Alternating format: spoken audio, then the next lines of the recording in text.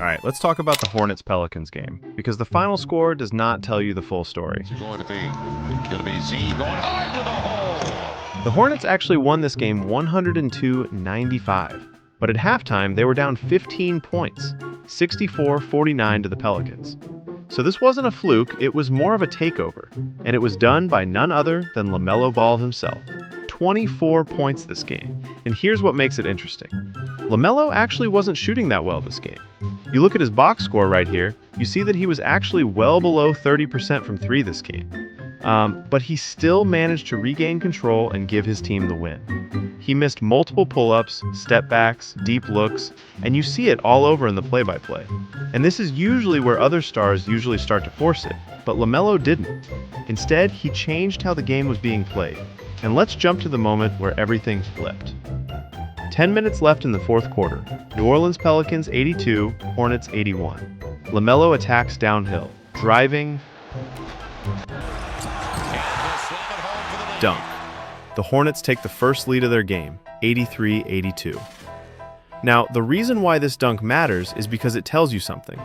LaMelo isn't chasing points, he's chasing control, he's chasing momentum, and he does it again.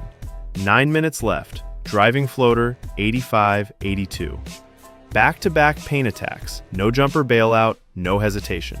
It's not shot making, that is decision making. Now, the unsung hero of this game, the number 2 co-star for LaMelo, was none other than Ryan Kalkbrenner. Now, the casuals don't know who this is, and this is where they usually miss the plot. This comeback doesn't work without Ryan Kalkbrenner, and the play-by-play screams it. Fourth quarter, 10 minutes left, block. 7 minutes, 51, block. And the quietest, most important bucket of the game, 7 minutes, 41. Missed shot. Kalkbrenner tips it back in, and the Hornets are up 87-82. And that's a 5-point cushion, but more importantly, it's a psychological blow. This is where a lot of teams start to lose it, because now this is a psychological blow. The team no longer has momentum, because New Orleans now isn't just missing, they're losing second chances. The entire fourth quarter, they scored just 13 points, and that's how LaMelo and the crew managed to suffocate the Pelicans without anyone needing to drop 30. Now, let's zoom out for a second.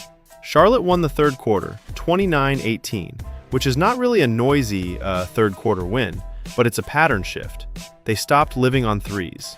They started cutting, running, crashing, and forcing New Orleans to defend longer possessions. By the time the fourth starts, the Pelicans are already tight, and the teams start to make mistakes.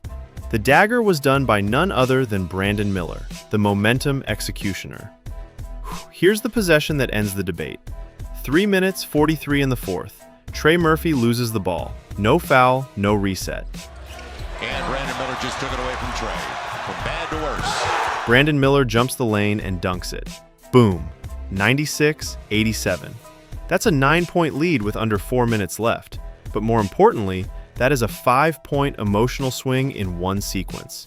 Turnover to dunk to timeout. And that is how games die.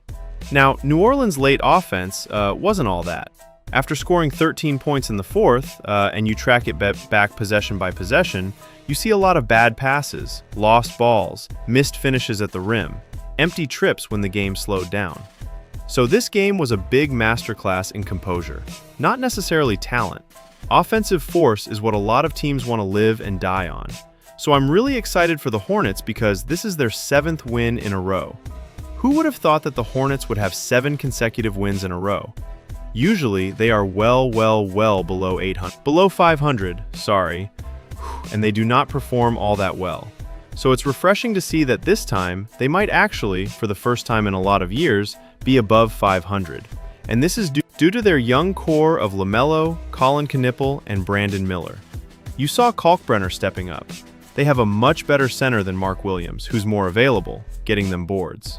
They are currently ranked the 8th best offense in the league, and if they keep playing at this rate, who knows? They might actually make the play-in, maybe even the playoffs. But this is a refreshing look at the Hornets, and I hope we get to see more of them this season. More of this kind of momentum and winning. They're playing the Rockets next, so I'm really excited to see how they do.